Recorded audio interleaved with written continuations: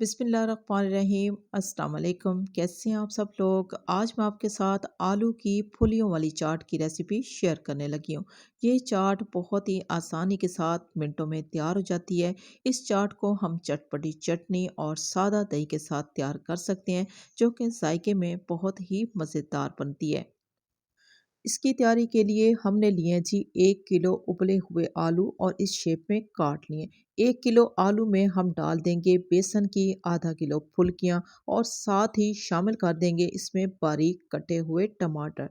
टमाटर शामिल करने के बाद हम इसमें डाल देंगे बारीक कटा हुआ प्याज, जो इस चाट को 4 चाँद लगा देगा। बारीक कटा हुआ हमने इसमें हरा धनिया शामिल कर दिया है। अब आ जाते हैं एक ज़बरदस्त किस्म की चटपटी सी चटनी तैयार कर लेते हैं। तो हमने लिए ढेर सारी हरी मिर्चें, साथ में ही हम इसमें डाल देंगे ढेर सारा हरा धनिया और हरा पुदीना। अभी हम शामिल कर देंगे इसमें चाट मसाला। अब चाट मसाला कितना चाहिए, जितनी आपको चटपटी चाहिए उतना ही हम चाट मसाला लेंगे। अभी हम इसमें डाल देंगे बहुत ही कम मिकदार में शुगर। अब शुगर जो है वो आप स्किप भी कर सकते हैं। थोड़ा सा पानी शामिल करेंगे। पानी शामिल करने के बाद हम इसका एक पेस्ट तैयार कर लेंगे।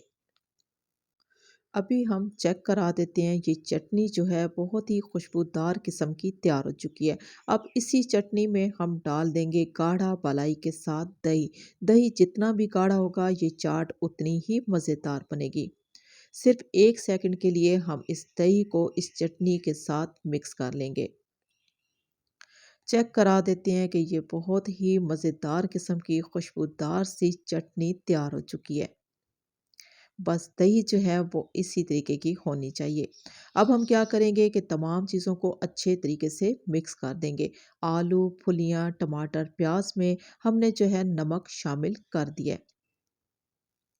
अभी हम सर्व करने के लिए लेंगे एक बाउल और इसमें हम डाल देंगे मिक्स की हुई चाट।